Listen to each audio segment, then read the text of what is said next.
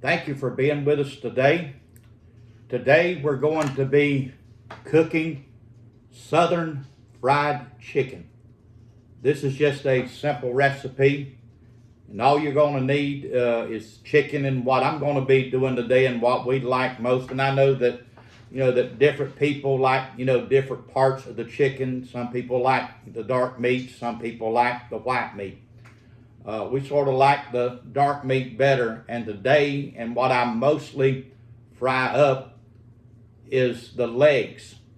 And so all you're going to need, is whatever, part of the chicken, that you like, all of it, works when it comes down to Southern fried chicken. So you'll need your chicken parts, cut them up or either get them already pre-cut.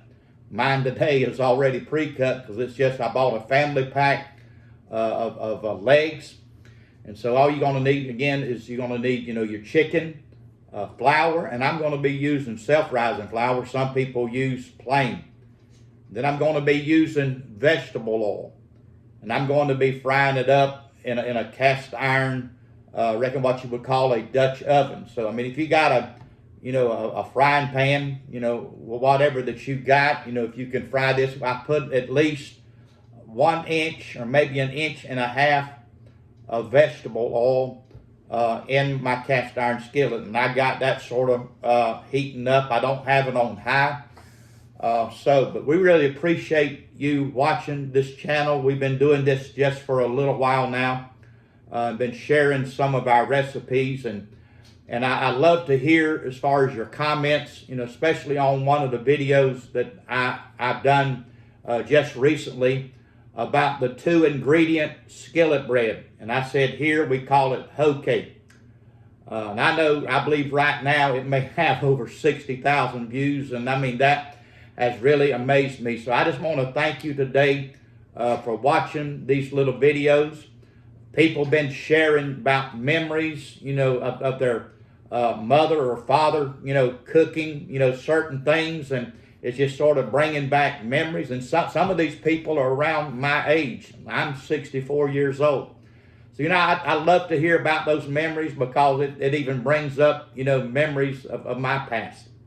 So again, thank you for being with us today. And we're going to show you how that we fry Southern fried chicken. So stay with us. We'll be back in just a little bit. And again, thank you for watching today. And I hope that, you'll try this wherever that you're from. I'm calling it Southern fried chicken. People may fry chicken, all over the place. And, I believe they do. So stay with us. We'll be back in just a little bit. Thank you. I'm back, and I'm going to show you how that I do Southern fried chicken. And so all I've done was make sure that I washed the chicken real good.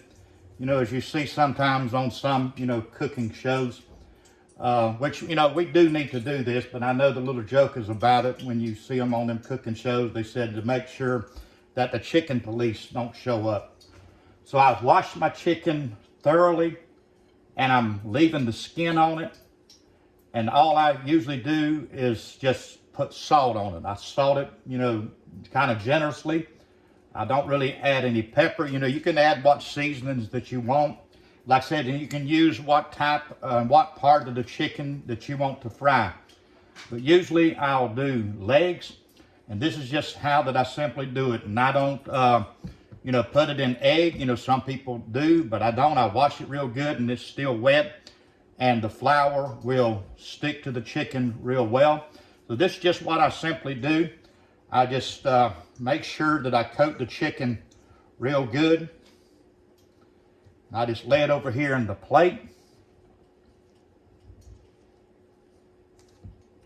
And again, a lot of times, when I do this and share the recipes, I'll just, want to make sure that I mention, each time, hope that the day that you're having a wonderful, blessed day. And the Bible teaches us, and many of y'all know, that I'm also a pastor of a church. So I reckon I'll bring out some scripture. That's just, my nature, so to speak. So like I said, we hope and pray that you're having a wonderful, blessed day. Because, you know, the Word of God teaches us, and it's in the book of Psalms. There's a lot of poetry and songs, even some prophetic sayings in the book of Psalms. You know, there's one scripture sometimes that always comes to my mind when I'm sort of, you know, mentioning to people, you know, about having a wonderful, blessed day. Because the psalmist David brought out, "This is the day that the Lord hath made. I will rejoice and be glad in it." You know, I know people go through a lot of things. There's a lot of, I reckon, trials and tests that we have to face almost each and every day of our life. There's a lot of things sometimes that will just sort of, what I would say, just hit us out of nowhere. But still, through it all, we can look to the Lord and know that He's made this day, that He will be with us. And again, like the psalmist said, this is the day that the Lord hath made. And he said, "I will rejoice and be glad in it." So rejoice today to know that your Heavenly Father is watching out over you. So I'll do it one time, and then I'll do it again. I'll dredge it down as far as in this flour. Make sure, you know, that I coat it real good. Sometimes I will even take my hands and sort of squeeze the flour on there. So I'll do each piece like this. You know, somebody one time, and it was, I believe, in a recipe book, and I tried it, and it works, is to do this at night. You know, if you're going to have fried chicken for lunch, you know, the next day, and maybe I should have done this, but I just wanted to kind of let you know how that I mainly, you know, fry this chicken. And two of my grandchildren, which are the only two right now that I have, they've been following me on this cooking channel, so to speak, our cooking YouTube channel that I call the Okie from Finokie, which I was born and raised in a little area in a town called Waycross, Georgia, which is right at the headwaters of the Okefenokee Swamp. So I took Okefenokee, sort of broke it in half, and brought out, you know, the Okie from Finokie. But they've been following me on these recipes that we've been doing. They said, you know, Papa D, and that's what they call me, said, "We'd like for you to even put on the channel," which they like my fried chicken. They wanted me to put on as far as the cooking channel, you know, and show them, which they'll probably watch this, and I won't mention their name, you know, to give them, you know, that privacy. But they'll watch this, and they'll follow it, and I imagine both of them, I reckon both of them, I know one of them likes to cook, the little girl. So, I mean, which Matthew made, and I know they probably helped their mother out. So, this is for you as far as, you know, for my grandchildren, for whoever else that may be watching today. So, again, I usually dredge that, you know, at least twice, you know, in the flour. I say dredge it, coat the chicken real good. But let me get back to what I was saying, that someone had a recipe one time where they did this in the, like I said, the late evening, put it on a tray, as far as, you know, coated the chicken real well, put it on a tray, and then placed it in the refrigerator with some paper towels over it. And the next day, it formed, I reckon, sort of a thick coating, and really you didn't have to flour it again. So, you know, that's also one way also to do it. But like I said, I just wanted to show you today the way that I do it, and I'm fixing to move my iPhone so we can get over to where that we will be frying this, but I wanted to show you how that we coat the chicken. And in my Dutch oven, like I said, I've got at least 1 inch, maybe 1.5 inches of vegetable oil. So I don't really deep fry it, and I imagine that I could, but I usually like to do this, and I'll cook it on one side, and then I'll turn it. And I'll sort of, you know, kind of watch my time to kind of, you know, to help you to know. Because I know some people that tell me, you know, how long do you cook this, you know, on this side? How long do you cook it on that side? And I know there's a lot of questions. And I know I probably don't have the answers, you know, to everything. And I know some people has even asked, you know, well, you know, you're cooking something, you use plain flour. You know, I don't have self-rising flour. And said, you know, how much, you know, of the baking powder, how much of the baking soda and salt do I add? You know, I know there was times that I wasn't able, as far as to give the answer to that, But then others jumped on as far as in the comments, and I really appreciate it. And they showed as far as the ratio of how much baking powder, how much salt, and how much baking soda to add to plain flour. But most of what I usually use is self-rising flour.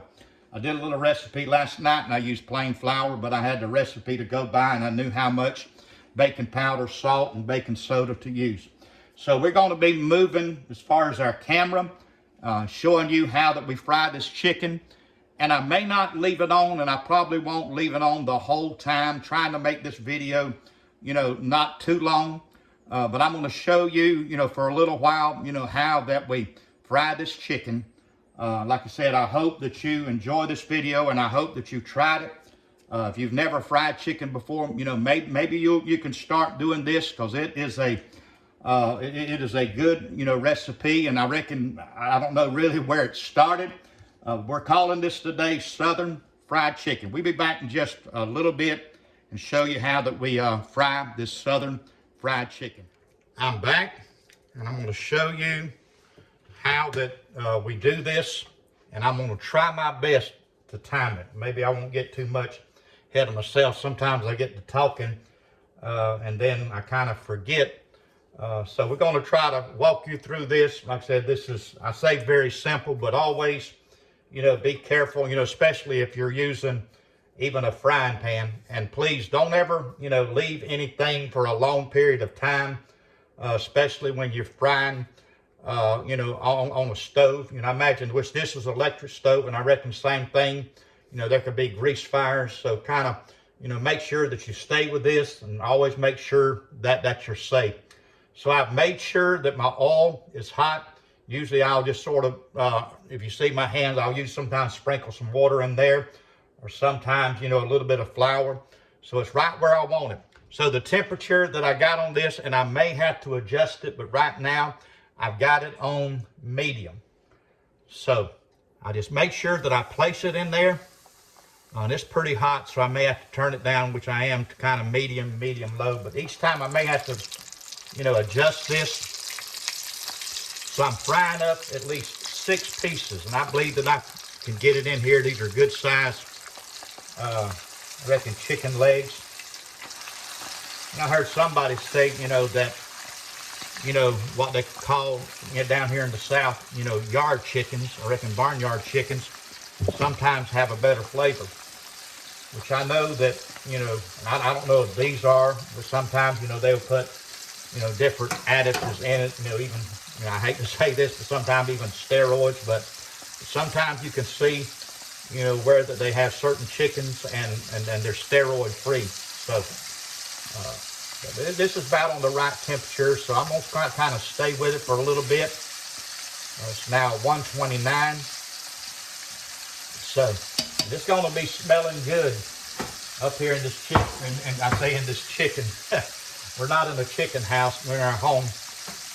But it's going to be smelling good in this kitchen in just a minute when this chicken starts to fry.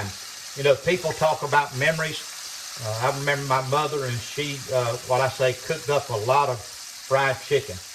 I know my daddy told her one time, he was sort of getting tired, of eating, fried chicken, seemed like almost every time they turn around. But I know it was economical. I don't know how it is today. I know prices has kind of, fluctuated, gone up, gone down, just different things, even egg prices. But this used to be, I reckon, a very economical, I reckon, low cost meal, chicken. So, like I said, I pastor a church, and sometimes that I can be going to the church as far as, to get ready for the service, and somebody, and I don't know if it's mainly there, somebody in that area, in one of them homes around there, will either be, frying up chicken or frying up pork chops. It smells like fried chicken. A lot of times it will be on Sunday. So, and I know this is an old saying, and it goes back, if you've been around church a lot, or if you heard your pastor say, that preachers like fried chicken. And this goes back, I don't know, probably, it could be almost even probably, hundreds of years. That usually sometimes on Sunday, and it goes way back as far as I'm not in the Methodist church, and I'm in the Church of God. but it was brought up on this Methodist page that some of the Methodist preachers, that used to be, circuit riders, a lot of them, and even back, years ago, probably, hundreds of years ago, probably, minister salaries, wasn't, all that much. So they would invite, the pastor or the minister or the visiting evangelist, to eat Sunday dinner. And most of the time what they would have would be fried chicken. So, and it goes back to that, and it talks about, preachers, loving fried chicken, which, I do. I don't believe really I could ever get tired, of eating fried chicken. There's a little joke about that, about, Peter in the Bible, the Apostle Peter, the night that he denied the Lord. For Jesus told him, he said, before the rooster crowed, you will have denied me 3 times. So some people said, after that rooster crowed, and Peter was a minister of the gospel even at that time. And they said, that ever since then, preachers have been trying to get rid of that bird, so to speak. So a lot of times they'll call it the gospel bird, because, like I said, ministers or pastors are sometimes invited over, to eat Sunday dinner. This is not Sunday, but I'm going to be frying up this chicken, and like I said, I'd go there and to my church, and somebody be frying it up, and I just love the smell, just chicken being fried up. I go by as far as a restaurant. Sometimes I'll go by even a place here in town that's actually, it's where they make bread. And man, I tell you, that bread, when it's being fixed and being prepared, the aroma of bread, I tell you, it's like one person said one time, said make a rabbit slap a dog right in the middle of a Louisiana cane patch. So I'm going to turn this back up, because sometimes, the heat, sometimes you just have to adjust it. So just kind of stay with me. Like I said, I probably won't keep as far as the camera and the video going the whole time, but I want to cook this up just for a little bit. And then, I'll probably be turning it, and I may even, turn it more than one time. So, and even today, what we're going to be having with it, and I know sometimes when you go sometimes, to a, what I would call a chicken type restaurant, if you're going to, eat fried chicken, go to a place that specializes in it. If you want a hamburger, go to a place, that specializes in hamburger or even barbecue. And I know a lot of these restaurants, they're trying to, to keep up with the time. They're trying to keep up with, I reckon, competition. And they just starting to cook up, a lot of things, more than what they specialize in. I'm not saying that it's not good. But if you want fried chicken, go to, a fried chicken place. That's sort of my take on that. So, but what we're having today is almost really sometimes what you would have, at some of these, chicken restaurants, that does fried chicken. And I know that they'll even do rotisserie type chicken. We're doing green beans with it today. We're doing potato salad. We're doing potato salad 2 ways, one with onion and the other with pickles. Then I've made, as far as homemade coleslaw. And I've been thinking about, we got some collard greens, still in the refrigerator. I thought about warming them up, just like, what I would hear a lot of people say, there's nothing like, as far as, when fresh greens, have been cooked. Then, you get through, you put it in the refrigerator. They seem like they even get better. And I'm not saying keep them in there a month, but, just a few days or so. And all those flavors will set in. So I'm feeling about, pulling some of those collard greens out and having that today. So we're going to kind of be having, and this is, like I said, I'm cooking up 6 pieces of chicken today. There's 3 of us here in the home. So we're going to have a 2-piece chicken dinner. So, like I said, I hope that you see what I'm doing. And like I said, probably about, I don't know, putting the chicken in there, I know the oil rises up, but I've had about, probably, like I said, an inch and a half of vegetable oil. So, like I said, this may take a little while. Like I said, I know I adjust the temperature a little bit, and people will ask me, what do you have, your temperature set on? So I started at medium. Sometimes, like I said, you'll have to adjust it. But don't do it on high. You know, I mean, if you do, you may burn it. You see me a lot of times coming in here sort of moving it around, you know, with that flour on there, not just at the beginning, but all through this process. To me, you sort of have to watch it or it will stick and it can burn. So just stay with us and we'll show you how it's done. I mean, it's starting to float. And sometimes, you know, to let you know, it's not fully cooked now. But a lot of times, you know, even like when you're frying that fish, you know, I heard some of the old timers say, you know, they'll cook it until it starts floating. And that's sort of, you know, showing you, you know, that it's getting done. So, stay with us. And again, you know, I hope you're having a blessed day. Thank you for tuning in to this channel. Like I said, I call it the Okie from Finoki. Sharing with you, you know, some of the kind of what, and I know I use this term a lot and I repeat myself a lot, but I mean, it's a simple recipe. You know, just, you know, get whatever chicken, you know, that you like, whatever part of the chicken. Make sure you wash it. And like I said, all I usually do is just put salt on it. Make sure I salt it, you know, not a lot, but a little, you know, all around. Then I will, you know, coat it with flour, you know, at least twice. Then after that, you know, make sure, you know, that the oil is hot enough. Just start frying it. You know, it may take anywhere from, I don't know, 30, 45 minutes, you know, to for this to cook. But I'll kind of keep in mind what time that I started to let you know just, you know, how much time. Because, like I said, I may be flipping it more than one time, and usually I do. But I just want to make sure, because you want to make sure, especially with chicken, you know, that is thoroughly cooked all the way through.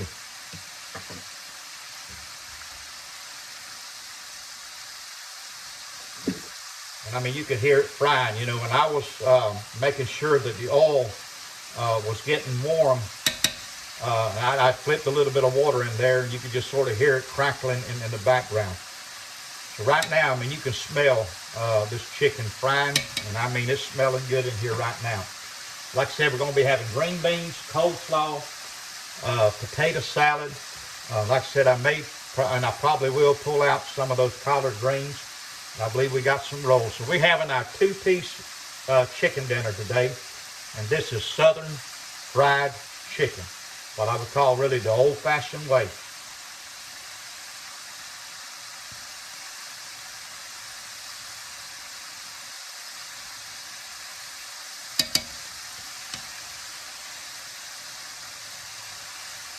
You know, I know you can hear the sound, but sometimes I kind of wish that we had some of the cooking shows say, I wish we had, you know, smell-o-vision.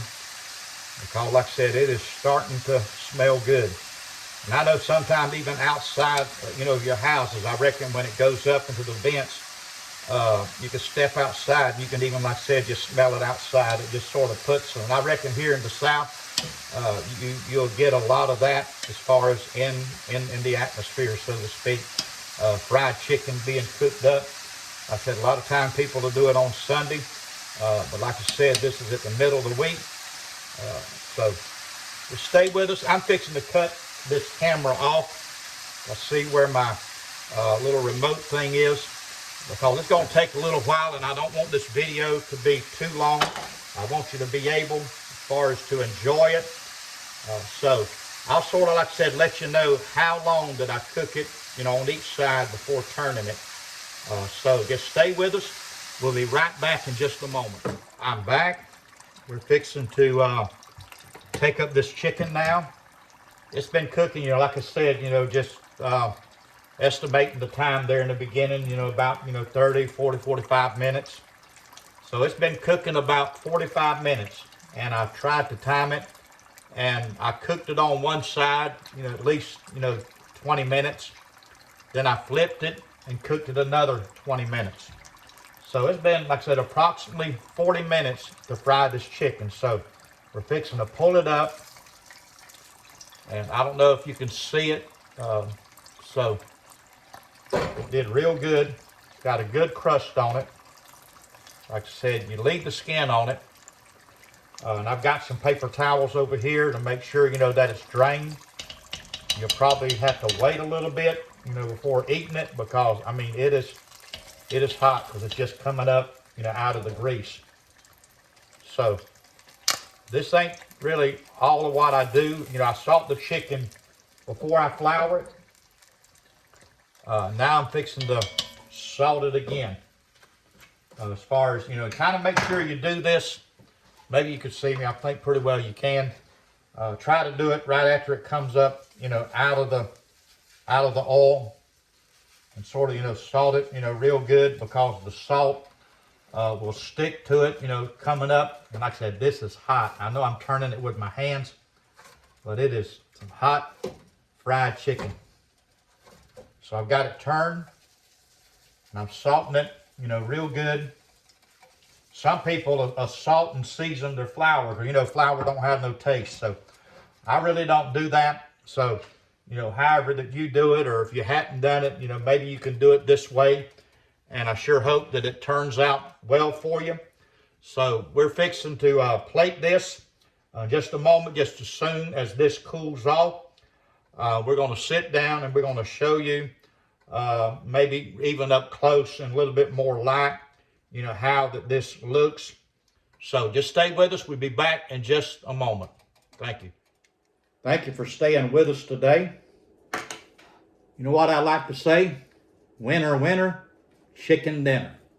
So I don't know if you can see it, but I mean, it's just got a good golden crust on this fried chicken. And again, I'm having coleslaw, potato salad. My wife cut these potatoes up. She does a lot of, even prepping and helping me out there, which is a big help. So it's 2 pieces of fried chicken, coleslaw, homemade coleslaw, and pretty well all I do there is do cabbage, do it in as far as the food processor, cut it up, and then I'll do mayonnaise, and I usually use as far as a sugar substitute, which I mean it's Splenda in it, and then salt and pepper. Then our potato salad. Like I said, it's usually, just get your bag as far as potatoes. Cut them up, peel them, cut them up, and then cut them in cubes, just, little nice sized cubes. Then we boil that. Then we use sometimes at least 5 pounds of potatoes. We'll use at least, 6 eggs, 5 to 6 eggs.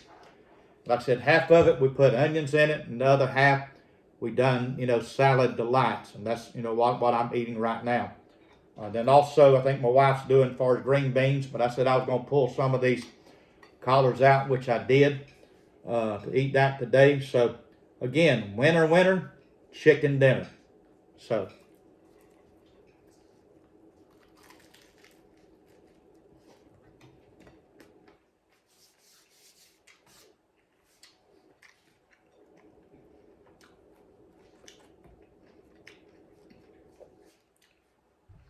it's done. And again, let me get back as far as to the timing. I cooked it about 20 minutes on one side. Then I turned it for another 20 minutes. So, then like I said, the chicken started floating as far as in that oil. So, not saying that that's a sure way to tell that it's done. But I mean, pretty well, like I said, 20 minutes on each side. Fried it up in about 1 inch to 1.5 inches of vegetable oil. And so it is a winner. And like I said, I love fried chicken. I reckon even if I wasn't a preacher, I would still love Southern fried chicken. Let me just try this potato salad. I don't think I've tried it yet.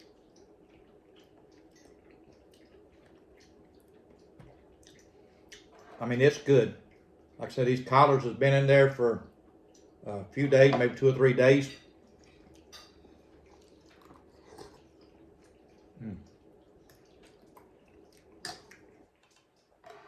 We come up with this recipe, and I know sometimes collard greens can be a little bitter.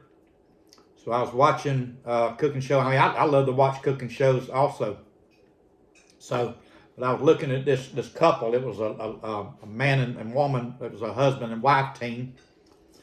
And I think they got at least 1 or 2 bunches, of collard greens. They washed them, they cut them up, and while they were doing that, they were boiling at least 3 to 4 ham hocks. And I've seen them even score. What I say, score, cut, the ham hock just a little bit, sort of to break into it.